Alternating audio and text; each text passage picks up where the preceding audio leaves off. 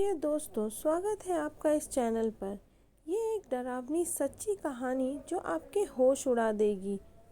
तो चलिए दोस्तों, शुरू करते हैं इस कहानी को। रोहित और नैना शहर में नए नए आए थे। वे दोनों यहाँ किसी को भी नहीं जानते थे। नैना परेशान थी कि शहर में तो आ गए हैं, लेकिन हम यहाँ किसी को नहीं जानते। कैसे करेंगे, क्या करेंगे। रोहित ने नैना को जब परेशान देखा तो उसकी परेशानी का कारण पूछा। तब नैना ने उसको अपनी चिंता का कारण बताया। रोहित उसे समझाते हुए कहा, तुम चिंता मत करो, मैं कुछ ना कुछ इंतज़ाम ज़रूर कर लूँगा। ये कहते हुए वो दोनों रोड पे आगे की तरफ कदम बढ़ाए जा रहे थे कि अचानक नैना से एक आदमी टकराया। उस आदमी ने नैना को संभालते हुए कहा, माफ़ कीजिएगा, मैंने आपको देखा नहीं। नैना और रोहित ने कहा, कोई बात नहीं। वो आदमी फिर बोला, शहर में पहले आपको कभी देखा नहीं, आप इस शहर में नए आए हैं क्या? रोहित और नैना ने सिर हिला दिया। हाँ, यहाँ हम किसी को नहीं जानते। फिर उस आदमी ने कहा, मैं यहाँ पास ही की बस्ती में रहता हूँ। अगर आपको कोई आपत्ति ना हो तो आप मेरे यहाँ ठहर सकते हैं जब तक आपको कोई मकान नहीं मिल जाता। और वह नैना की तरफ एकटक देखे ही जा रहा था। नैना सोचने लगी कि एक अनजान इंसान भला इस अनजान शहर में हमारी मदद करने के लिए क्यों तैयार है, जबकि आजकल तो बिना मतलब के कोई किसी को पूछता तक नहीं। नैना सोच ही रही थी कि रोहित ने उसके कंधे को पकड़कर जोर से हिलाया। अरे क्या सोच रही हो, चलो अच्छा ही हुआ, इंतज़ाम हो गया घर का, आराम से खोजेंगे घर। वे दोनों उस आदमी के घर आ गए। आप लोग हाथ मुंह धो लीजिए, फिर मैं बाहर से आपके लिए कुछ खाने के लिए ले आता हूँ। कहते हुए वो आदमी नैना की तरफ घूरती हुई नज़रों से देखते हुए दरवाजे की ओर से बाहर निकल गया। वो आदमी के जाने के बाद नैना ने रोहित से कहा, सुनिए, मुझे ये आदमी कुछ ठीक नहीं लग रहा और ना ही ये जगह मुझे सही लग रही है। हम कहीं और चलकर रहते हैं। एक तो रात होने वाली है और ऊपर से उस आदमी ने हमारी मदद की है। उसका एहसान मानने की जगह तुम उस पर शक कर रही हो। रोहित ने झुंझलाते हुए कहा। बेचारी नैना समझ नहीं रही थी कि वह रोहित को कैसे समझाए, क्योंकि बस वही उस आदमी की नज़रों को महसूस कर पा रही थी और रोहित था कि उसकी तारीफ करते नहीं थक रहा था। रात हो गई थी, सब खाना खा के सो गए। करीब रात के 3 बजे नैना को अपने हाथ के ऊपर कोई नुकीली चीज़ महसूस हुई। कई बार तो नैना ने नींद में भी उस चीज़ को झटक दिया। थोड़ी देर बाद फिर उसके हाथ के ऊपर वो नुकीली चीज़ महसूस होने लगी। अब नैना की आंखें खुली।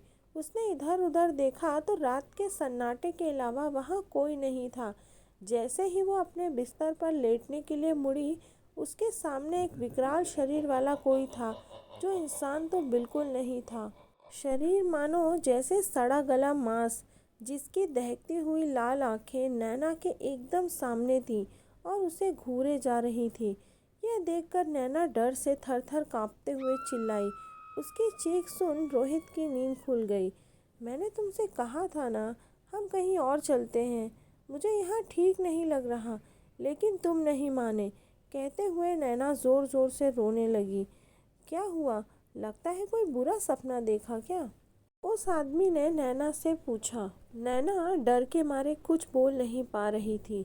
दिन निकला, सभी ने नाश्ता किया, फिर दोपहर का खाना खाया। रोहित ने उस आदमी से कहा, तुम जाकर रात का खाना ले आओ, मैं अभी नैना के पास ही हूँ। उसको छोड़कर मैं नहीं जा सकता क्योंकि ये बहुत डरी हुई है। ठीक है, कहते हुए वो आदमी मार्केट चला गया। रात का खाना खाने के बाद सभी सोए हुए थे कि अचानक नैना को किसी ने पुकारा। नैना, तुम कह रही थी ना यहाँ से चलते हैं। चलो आओ मेरे साथ, मेरे पीछे पीछे आ जाओ। और हाँ, अपने गहने भी साथ में ले लेना। नैना अधजगी अधसोई सी उसके पीछे पीछे चल दी, मानो नैना को अपनी सुध ही ना हो। थोड़ी दूर एक ऊंची जगह पर जाकर वो बैठ गई और उस आवाज़ ने नैना से कहा, नैना, तुम यहीं बैठी रहना, मैं टिकट लेकर आ रहा हूँ। जब तक मैं ना आऊँ तुम यहाँ से कहीं मत जाना। सुबह हुई। रोहित उठा। उसने देखा नैना अपने बिस्तर पे नहीं है और ना ही वो आदमी बिस्तर पर था। रोहित घबराया और इधर उधर पागलों की तरह नैना को ढूंढने लगा। रोहित को ऐसे देख बस्ती के लोग इकट्ठा हो गए और पूछने लगे, क्या बात है भाई, किसे ढूंढ रहे हो? रोहित ने बताया, मैं और मेरी बीवी 2 दिन पहले इस शहर में आए हैं।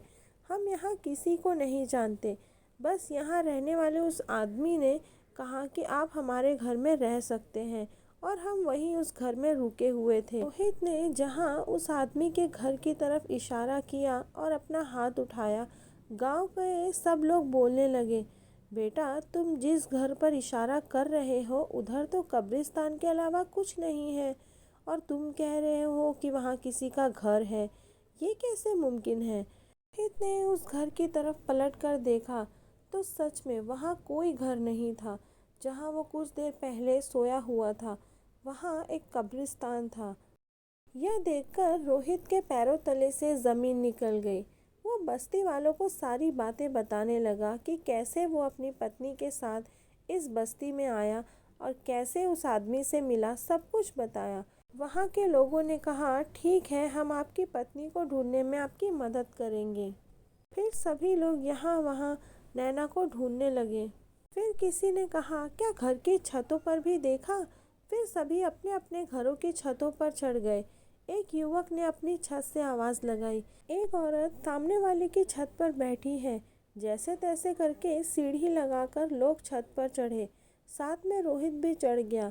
ऊपर जाके देखा तो नैना छत पर ऐसे बैठी थी जैसे मानो किसी का इंतज़ार कर रही हो।